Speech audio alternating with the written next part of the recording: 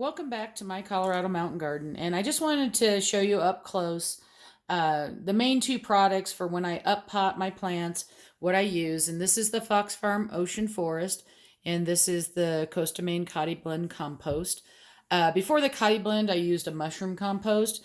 Um, it was just what I used. There was really no reason behind it. I try not to use too many products that have a lot of horse manures or cow manure compost, especially if they're just directly, because I don't like as much salts in it. There is bat guano and stuff like that in these products. So there is going to be salt in there, but it's just not going to be as much. I did want to point out I did find a stick. See?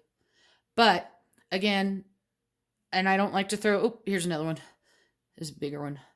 um, Jiffy under the bus, but if you open up a bag of Jiffy potting mix, you will see how many sticks are in there. They're not just small sticks, they're big sticks, and I have often found rocks in them. So always buy the best product your budget allows. In some of my beds that I initially started, I tried to cheap out on them and bought some supposedly composted soil and stuff like that, and they just packed down. There was too much clay and sand in them. So to those beds I had to then amend way more compost into them.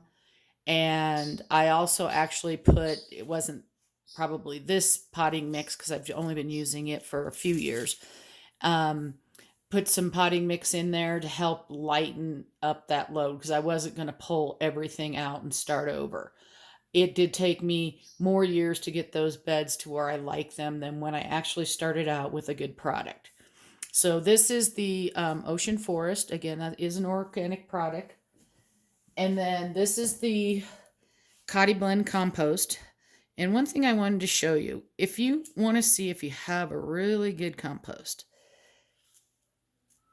just squeeze it a bit. Let me clean off the dirt here. And I don't know if the light's good enough here. You will see like a green, it's not the dirt. You'll see not a green, an orange tinge. And that is caused from humic acid.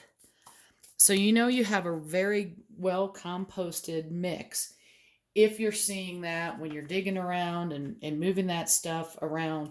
You will actually get a stain on your hands. And humic acids are complex molecules that they exist naturally in soils, peat moss, the ocean, fresh water.